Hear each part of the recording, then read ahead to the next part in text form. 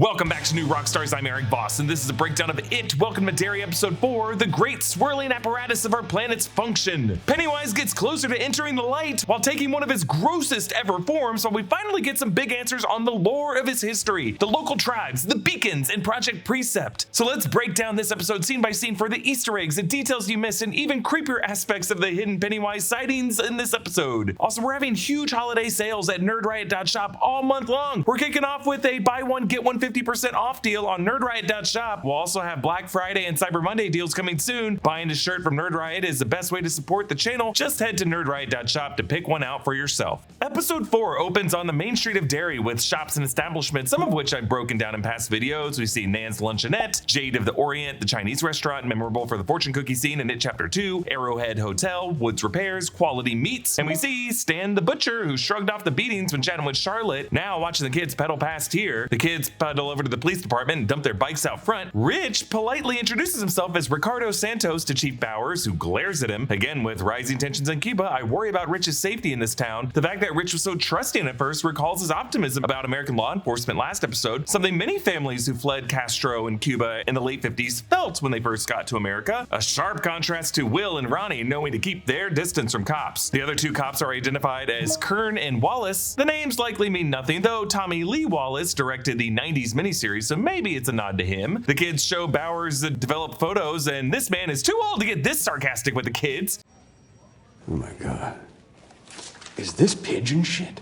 Remember, Stan Kirsch the Butcher also referenced how the Paul Bunyan statue would just end up covered in pigeon shit, so I assume this is just a recurring nuisance in the town of Derry. But yeah, all the ghosts of their friends that chased them in the cemetery in episode 3, while they were in the developed photographs the night before, do not appear now, because we know the It entity has the ability to manipulate physical recordings of itself, even in real time while people are looking at those recordings. But strangely, Pennywise leaves his clown appearance in the last photo, the one Will took in that mausoleum that we ended episode 3 with, and his glowing eyes particularly stand out here. Why doesn't the entity erase himself from this? Is he confident enough that he looks like a statue? Or does he want Chief Bowers to see the clown form? Because here's a theory I got for you. I think Bowers, when he was a boy, was a witness to the clown that was spotted on the day of the Bradley gang shooting, and in that moment had his own fear of clowns. This theory is actually supported by a detail in the opening credits. You'll notice on the day of the Bradley gang shootout, you can see Bowers roadside produce on the left, directly across the street from where Pennywise is in the upstairs window shooting downward, which would mean that if Bowers was a young boy working in that produce stand, he would have seen the clown and been the witness. So the fact that Bowers also goes to the gay bar, the Falcon, I just think we're gonna get a Bowers flashback this season. Maybe young Bowers will be a character in season 2, which will take place in 1935. Bowers warns, You kids keep your noses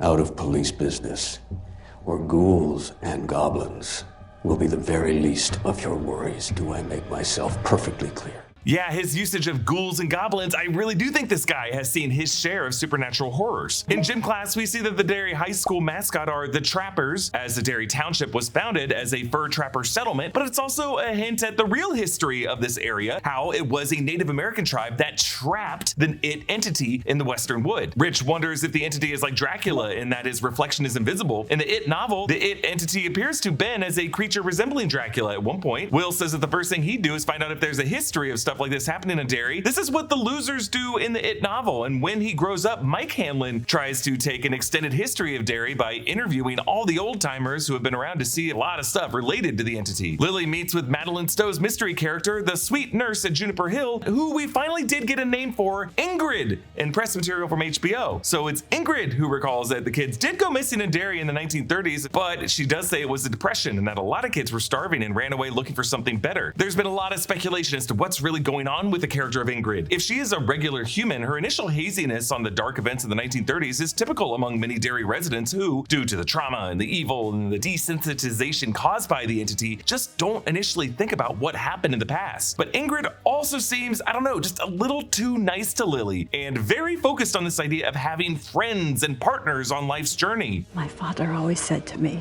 that with good friends at your side, anything's possible. Last week, I speculated that she could be a form of mature Maturin or an agent of Maturin. But now that we know that the Native American tribe now goes by the clan name of the Children of Maturin, I kind of think that in this show, Maturin will be represented by that group as opposed to this character. So another theory is that this woman could be the daughter of Bob Gray. Bob Gray is an alias Pennywise sometimes goes by. And remember, we saw a photo of Bob Gray and his daughter in It Chapter 2 when Mrs. Kirsch showed Bev a photo of what she said was her father posed in front of the Pennywise the Clown trailer. This is the same trailer that Dick Halloran saw in episode 3 in his vision, and the one that was parked by the Kitchener Ironworks explosion that we see in the opening credits. It's possible that the entity first took on the form of Pennywise the Clown after killing a real Carney performer who worked as a clown. That could have been the initial Bob Gray, who traveled the road with his daughter, and that daughter actually could have been the young girl clown that we saw sitting by herself in the Francis Shaw flashback in episode 3. Some online, like this Brazilian account, are connecting the dots on this theory. You could say it's hard to see how a woman this nice to Lily in 1962 becomes Mrs. Kirsch in 2016, unless you just consider that Mrs. Kirsch wasn't the real Miss Kirsch, that was Pennywise. The real Miss Kirsch had been dead for a long time, and maybe the real Miss Kirsch was actually way nicer and died long before Bev got there, and Pennywise just took the form of a rotting corpse just to keep Bev from looking too far into his origins, in Derry area clowning. Also, we should consider that in order to get the name of Mrs. Kirsch, she would have had to marry either the son or the nephew of Stan Kirsch the butcher, which is possible. Rose delivers the item Charlotte bought from the secondhand store to the Hanlon residence, using this moment to snoop some information about what the military is really doing in the Western Wood. In this house, we see a photograph of who I assume is Leroy's grandfather, because it does look like 19th century, so maybe it's going to be a character we meet in season 3, which is going to be set during 1908. Rose says that her ancestors established this land, hinting at her tribe's pre-colonial origins that we learn about at the end of this episode, saying that they used to follow the elk herds to Nova Scotia and back before Manifest Destiny and before that border got drawn on a map. So the political boundaries, like the border between Maine and New Brunswick and Canada, was actually first attempted in 1783 in the Treaty of Paris that ended the American War for Independence against Great Britain. But then that border was disputed in the Aroostook War in the 1830s that resulted in the Webster-Ashburton Treaty of 1842 that set the final boundary that we know today. Manifest Destiny refers to the 19th century sentiment that America had a divine right to the full continent from the Atlantic Ocean to the Pacific Ocean, and basically was used to justify all kinds of horrific things to the indigenous peoples of this continent. But to Rose, all of these American politics are just kind of a silly way to go about setting borders, because as we see this episode, the only truly meaningful border of this area was established by her tribe, creating pillars to entrap an otherworldly evil. We hear Ray Charles' What I'd Say as Halloran and his buddies drive out to the decommissioned requisition shed that Shaw set them up with to build what will become the Black Spot. The camera lingers on the danger keep out sign. Indeed, there will be danger when the men and women of Derry refuse to keep out and go there to burn it down. It's covered in cobwebs, meaning the spiders of the surrounding woods have begun to claim it. Reminder that the entity loves taking a spider form. It's kind of hard to tell based on the fencing and the surrounding trees, but is this right on the edge of the Western Wood? Meanwhile, at school, the students are shown a Bert the Turtle Duck and Cover short film on the projector. The house that gets blasted in the cartoon kind of looks like the Nebolt house from the opening credits, with a huge fire pillar from the mushroom cloud behind it. The narrator talks about Bert hiding in his shell. We'll later see the tribe containing a dangerous artifact in turtle shells as a reference to Maturin, though maybe the fact that they contained it within turtle shells was a way to keep Pennywise from trying to destroy it. It's like an added layer of protection to the thing that it hates. Lily looks back to see Margie staring at her nervously. Obviously, what Patty and the other girls are planning is already weighing on her. Charlotte confronts Will on his photos, and he says that they were trying to help Ronnie, but that in the cemetery, he just kind of backpedals and says someone came after them, not telling her it was anything supernatural. At dinner, Charlotte tells Leroy that Will's awkwardness is over a girl.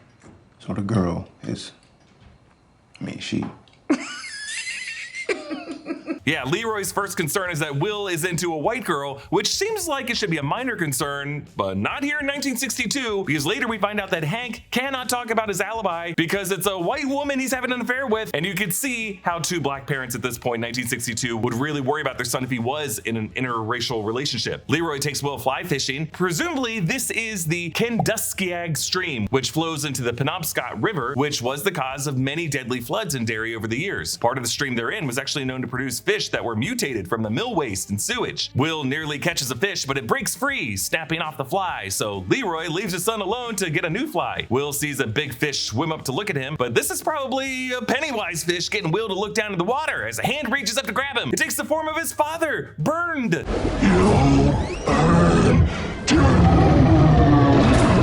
Yeah, Yes, you'll burn too instead of you'll float too. Ironic to be promising a fiery death when you're in the water. But yeah, in the Muschietti films, Will and the woman he later marries die as adults in a fire, leaving their son Mike Hanlon in the care of an elderly grandfather. In King's novel, the timeline is different, and much of what we're learning about Leroy this season were character details really for Mike's father, Will, who hung out at the black spot and survived the fire but died of cancer in 1962 in the book. But Leroy is going to survive this season because in the 2017 film, we see him as an old man running the farm. But Leroy here did suffer some burns on his plane crash in Korea, and now the entity is preying on Will's fear of his dad's accident happening again and clearly planning on a black spot fire that Pennywise is going to use to maybe off Leroy and Halloran in one fell swoop. Now Will cannot help but tell his dad that something supernatural is hunting him as Leroy discovers the injuries on his son's arm, making him believe it. Both father and son see a floating red balloon. Interesting that the entity lets Leroy see this, both here and later in the episode, maybe taunting him with mere confusion since Leroy lacks the ability to feel fear. And you can tell by the way the water is rippling that this balloon is supposed to be floating in a different direction than the wind would be pushing it, which was a common thing in the book. Chief Bowers hears a radio news report about Soviet missiles being moved to Cuba, so the Cuban Missile Crisis is approaching. Meanwhile, Dick takes a break from setting up the black spot and experiences a vision via the shine, and in this vision we see 3 bright spots. These are presumably the deadlights, which are the entity's true form. We see a drain, which of course would lead to the Derry sewer system, and the cistern where it resides. We see a bathroom door slamming shut and then being kicked back open, where we see Dick's grandmother in her nightgown by the bathtub. Maybe some moment of domestic violence that Dick witnessed as a boy involving his grandmother that he shared the shine with. Then an explosion that Dick saw by the Korean War trench in episode 3 with his grandma in the nightgown on the tree line. And then the deadlights surrounded by blue light turning into smoke. Now his grandmother's specter warns him, keep the lid on tight. I feel like it's her warning to make sure that the entity never breaks free of the boundary that the children of Maturin tribe placed around it. Little do they know that it may have already done that, but maybe it's still being kept in by some lid within the town of Derry. Will says he used to have nightmares about his dad going down in a plane and deduces that the entity must be using their inner fears against them. So if they could reduce the cortisol and adrenaline released by the amygdalas and adrenal glands, maybe they won't be as tasty to it. Because in the It book, we learn that the fear that the humans feel when the entity hunts them is kind of like seasoning to make his food tastier. Lily distributes some Valium pills to her friends, saying Lily's mom pops in these mommy's little helpers when she gets stressed out. I'm assuming Mrs. Bainbridge was on Valium when she didn't respond to Lily upon her dropping off her daughter at Juniper Hill in episode 2. I live in LA. Owning a house is laughably not an option, so I pay rent. And until recently, that was a major payment every month that I couldn't get rewards on. Everything else, I get cash back or airline miles or something, but not rent. Built changes that. Built is the loyalty program for renters, transforming rent payments into valuable rewards while connecting members with exclusive benefits around their neighborhood. Built members can earn rewards by paying rent and redeem them for things like travel with leading airline and hotel partners, fitness classes, Lyft rides, and more. The way it works is super straightforward. When you pay rent through Built, you earn Built points. They are the industry's most valuable and flexible points, according to points expert The Points Guy. There's no cost to join, and you can start earning rewards on rent no matter where you live. The Built points you earn can be transferred to your favorite airlines and hotels, or if you'd prefer, they can be used toward future rent payments, Lyft rides, and student loan payments, and more. Built also unlocks experiences and VIP treatments around your neighborhood, like complimentary add-ons at Built Partners and comedy and dining experiences. Built transforms the spending you're already doing into an opportunity to earn rewards and unlock the best that your neighborhood has to offer. Sign up for Built through the link in my description or QR code on screen, and make sure to use my URL so they know I sent you. In Lily and Margie's science class, they watch a film and hear a lecture about this thing, a Leucochloridium paradoxium, a parasitic flatworm from the real world that fills in the eye stalks of a snail to make them look like caterpillars and thus noticeable to birds, where the flatworm then goes on to live in the bird's cloaca, releasing its eggs in the bird's feces. Marge looks on with disgust, and I like how this short film includes a squelching sound effect on the eye stalks to really make it yuck.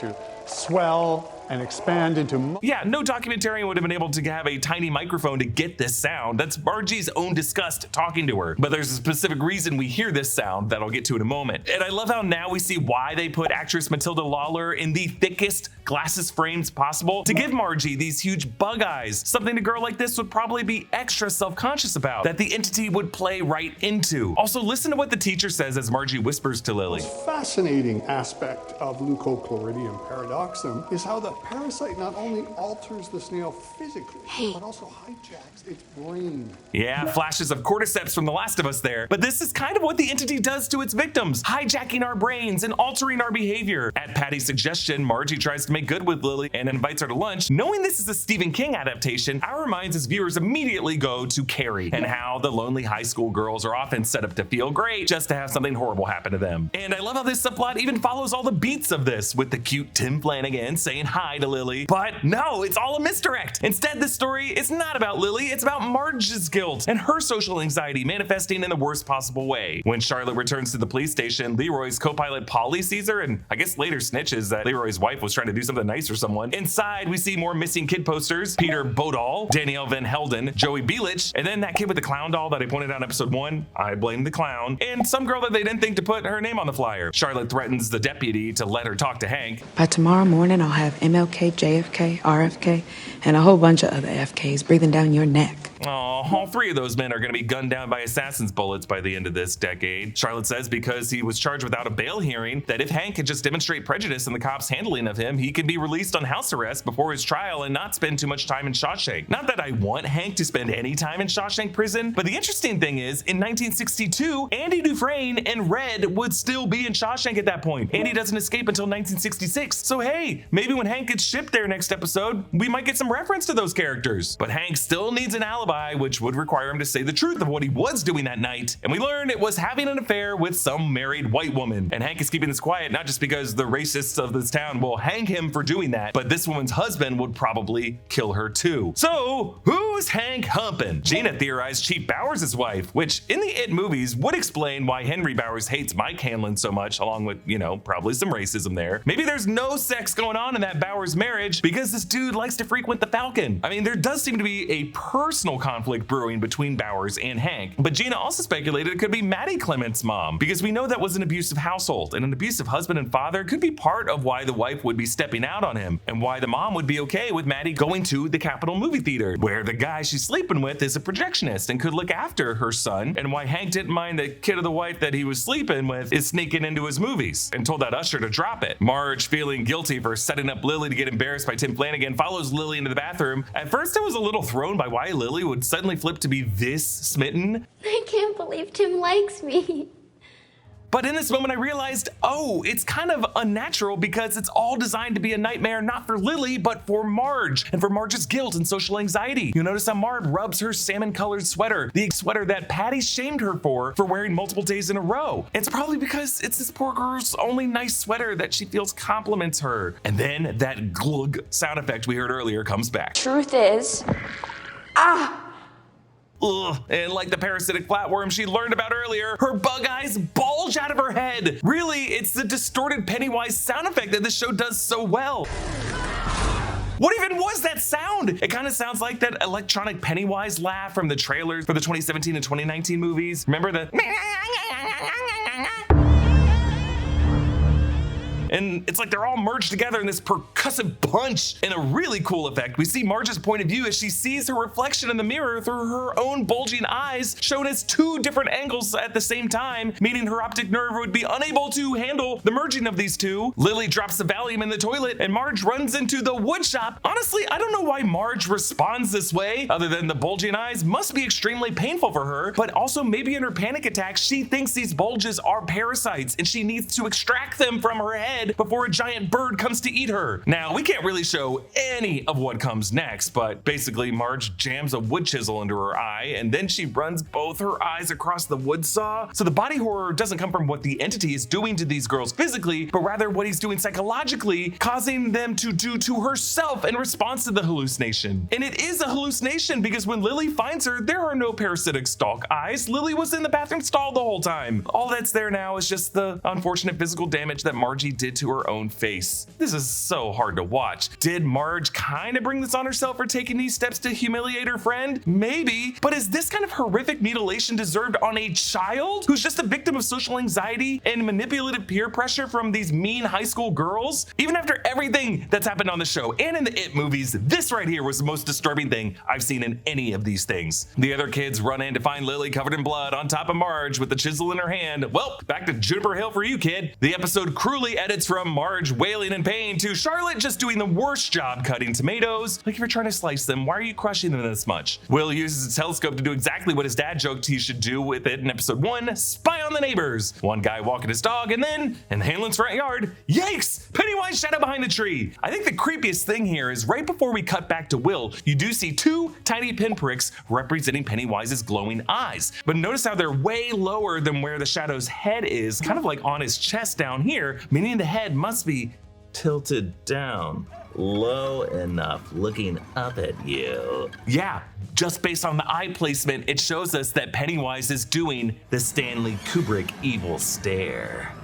So now that conflict that was arising between Charlotte and Leroy over Charlotte's legal meddling manifests as Leroy blaming her for getting someone watching the house. As to where Pennywise went, looks like he just turned into one of those signature red balloons and floats right up to the tree. General Shaw invites Leroy to watch Dick Halloran psychically interrogate Taniel. After some struggling, Dick finds himself in a dark room with glowing doors, each one representing a memory in Taniel's mind. In one memory, Auntie Rose chats with young Taniel about the monster story shared with the kids among this tribe about an entity they name Galoo, which is not a term based on any real-world tradition I could find. Young Taniel plays with a bear in this moment. In the Dark Tower, Shardik, the giant bear, is one of the 12 guardians of the beam, along with Maturin the turtle. Local tribes knew of Shardik, so this could be a reference. Also, the 12 guardians of the beam, maybe some connection with the 13 artifacts that they end up burying around the Western Wood. Also, 13 being the famous unlucky number. There's probably some numerology you could look into there. So we did learn a bit about the entity's backstory in It Chapter 2, when Mike Hanlon explained to Bill how he learned from the local Shakopua tribe, which is a fictional tribe, how to defeat the entity, how it arrived to Earth from space millions of years in the past, and how that tribe tried to trap it in an ancient artifact by performing a ritual but failed and they were slaughtered. Mike steals the artifacts and he and the adult losers do the ritual but also fail. This is really Andy Muschietta's adaptation of the Ritual of Chud in Stephen King's book, which is instead based on a Himalayan tradition centered around an entity called a Telus. And when young Bill does this Ritual of Chud, he enters the Macroverse and ends up talking to Maturin the turtle, who tells him how to defeat the entity, but not how to fully kill it, just kind of push it back and trap it. But since It Welcome to Derry is building on the Muschietti timeline established in the 2017 and 2019 films, that's really the backstory we're exploring here, and how this local tribe tried to destroy the entity, but ultimately had to contain it. As we saw from Mike's story in the 2019 film, we see the meteorite crashing to the area millions of years ago. Taniel explains that when the star struck the Earth, it broke open. Now, if Muschietti wants to stay true to Stephen King's lore, that falling star meteorite could actually be a vessel cast off from the Tommyknockers. The 3 deadlights that represent the entity break free, and the extraterrestrial rock blast outward in a crater discovered by this tribe's founder and turned into an obsidian-like piece of volcanic glass as a dagger, the one material that can repel the entity. To this ancient people, the monster took the form of a moose initially, an animal in this area that would be very creepy. You'll notice that its antlers are covered in bloody tissue. This was probably just an organic fear from this warrior's childhood. Because yes, in nature, when a moose sheds its antlers, it is terrifying. It's bloody and gross. That probably just scared this guy as a kid, and now it haunts him in the form it takes. The tribe avoided the Galoo by staying out of the Western Wood, but when the European settlers arrived, they ignored the tribe and hunted in the Western Wood, and they were all slaughtered, feeding this monster to make it stronger. One of these clutches a golden crucifix, suggesting these were Christian missionaries thinking they were facing the devil, but that added strength from all the num-noms allowed the entity to roam free from the Western Wood, so a single dagger could no longer protect them, so they decide to leave, but the war chief's daughter Nikani refuses to leave and goes out hunting, passing the Great Dead Wood, which is a riverside tree that they use as a boundary. I think that Great Dead Wood's gonna come back. Seski leads a search party for her daughter in the Western Wood, but now the entity arrives. First it's the creepy moose, then to another person it's a zombie white man with long hair, to even another it's a different kind of creepy pasta person, but Seski's fear is the same crucifix clutching missionary who we saw was dead before, suggesting that what scared Seski the most in her life was this missionary, and probably something awful this dude did to her when she was younger. Maybe the fact that part of the fear is a baby bursting out of his chest tells us that either what scared her was an account of the baby Jesus, or maybe he told her something awful would happen to her baby, Nikani, when Seski was pregnant with her. And that's why Seski leads a search party to keep that prophecy from happening. Like you can imagine this missionary saying, "You must baptize this baby or it will die." And you can imagine Seski being like,